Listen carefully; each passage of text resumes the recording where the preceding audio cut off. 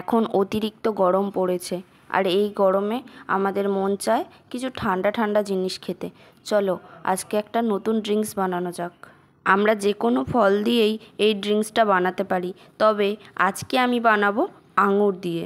তার জন্য আমি একটা মিক্সি ব্লেন্ডার নিয়ে নিচ্ছি। কিছু পরিমাণ আঙুর ধুয়ে নেব। এখানে আমি 1 গ্লাস বানাবো, তাই জন্য আমি এতটা পরিমাণ আঙুর নিয়েছি।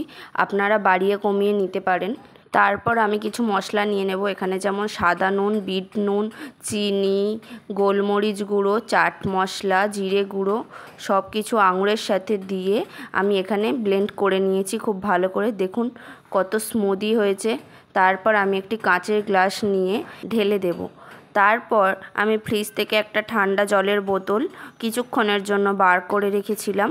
তারপর আমি এই গ্লাসে ওই ঠান্ডা জলটা হাফ গ্লাস দিয়ে দেব। আপনারা যতটা ঠান্ডা খাবেন বুঝে ঢালবেন, অতিরিক্ত ঠান্ডা হলে খেতে পারবেন না। তারপর একটি চামচ দিয়ে এই পেস্টটার সাথে জলটা ভালো করে মিক্স করে নিলেই আমাদের ঠান্ডা ঠান্ডা ড্রিঙ্কস রেডি। এবার টেস্ট করে দেখুন কেমন হয়েছে। আমার তো এই ড্রিঙ্কসটা খুব ভালোই লেগেছে। আপনারাও বাড়িতে করুন, দেখুন আপনাদের কেমন লাগে। আমার এই ভিডিওটা দেখে আপনি যদি একটু উপকৃত হয়ে থাকেন তাহলে একটি like, comment, share and subscribe করতে ভুলবেন না। আপনার একটি লাইক আমাকে আরও ভিডিও বানাতে মোটিভেট করে।